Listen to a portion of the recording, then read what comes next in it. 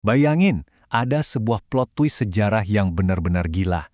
Ada ancaman invasi global, intrik politik tingkat dewa, dan pengkhianatan fatal yang bisa ngancurin sebuah kerajaan raksasa. Seketika. Selamat datang di channel Yahane. Belajar sejarah itu asik loh. Nah, sekarang pertanyaannya, siapa sih mastermind alias dalang utama di balik runtuhnya Singasari? Yuk kita bedah bareng-bareng. Buat gambaran aja nih, bayangin ada patung penjaga setinggi 4 meter yang super mengintimidasi. Itu ngasih kita bukti nyata betapa besarnya power dan pengaruh kerajaan Singasari di masa jayanya dulu. Dan kalau ngomongin masa jaya, kita nggak bisa lepas dari raja terakhir mereka, yaitu Kertanegara. Dia ini bukan raja biasa, sosoknya super ambisius dan punya grand design yang benar-benar mau ngubah peta politik Asia Tenggara. Visi utamanya itu keren banget, namanya Cakrawala Mandala Dwipantara. Inti dari konsep abad ke-13 ini, dia pengen nyatuin seluruh Nusantara. Kenapa? Buat jadi benteng pertahanan dari ancaman global yang lagi memanas dari arah utara. Di satu sisi, Kertanegara lagi ngegas pengen nguasain jalur maritim.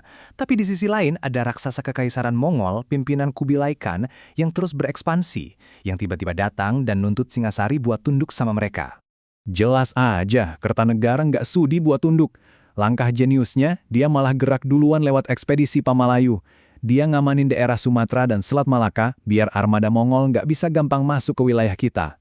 Puncaknya nih, dan ini benar-benar nekat, utusan Mongol yang datang malah disuruh pulang dengan wajah yang dilukai. Wah, ini sih udah jelas deklarasi perang terang-terangan. Kubilai Khan pasti nyamurka besar. Tapi, di tengah ketegangan memuncak ini, Kertanegara malah bikin blunder yang fatal banget.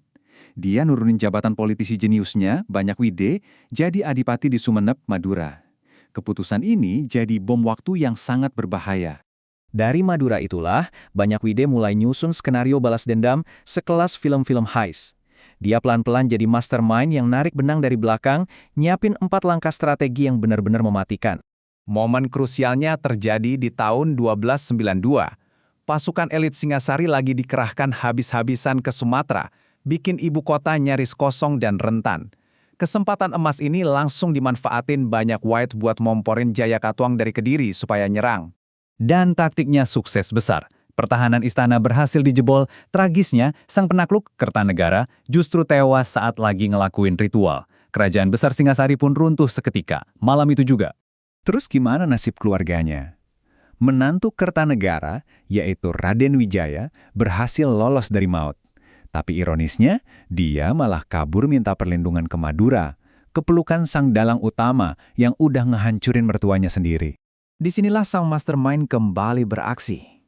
Wai ngasih arahan licik ke Wijaya buat pura-pura tunduk aja ke Jayakatwang dan tunggu momen yang pas. Ini benar-benar strategi penipuan jangka panjang yang gila banget. Rencana itu jalan mulus banget. Wijaya akhirnya dikasih sebidang tanah di kawasan hutan tarik buat dibangun. Karena di sana banyak buah maja yang rasanya pahit, dari situlah lahir basis perlawanan baru yang kelak jadi legenda, Majapahit. Lagi tegang-tegangnya ngebangun kekuatan baru, boom! Di tahun 1293, armada Mongol akhirnya mendarat di Jawa buat balas dendam. Tapi lucunya, raja yang mereka cari malah udah keburu meninggal duluan. Kesempatan dalam kesempitan, ini jadi epic comeback yang luar biasa. Lewat trik pengkhianatan 3 lapis, Wijaya manfaatin pasukan Mongol buat hancurin Jayakatwang. Begitu musuhnya runtuh, Wijaya berbalik nyergap dan ngusir pasukan Mongol dari tanah Jawa. Jayakatwang tamat, pasukan Mongol lari terbirit-birit. Raden Wijaya langsung ambil alih kekosongan kekuasaan itu. Dan akhirnya, di bulan November 1293, Kemaharajaan Majapahit resmi lahir dari Abu Singhasari. Sebagai balas budi, janji pun ditepati. Wilayah kerajaan dibelah jadi 2. Raden Wijaya berkuasa di wilayah barat, dan Banyak Wide dapat kekuasaan mutlak di wilayah timur. Benar-benar sebuah masterpiece politik yang sangat brilian. Jadi gimana menurut kalian? Apakah sosok Banyak Wide ini murni seorang pengkhianat licik bagi Singasari, atau justru dia adalah sosok jenius sejati di balik berdirinya Majapahit yang sangat besar?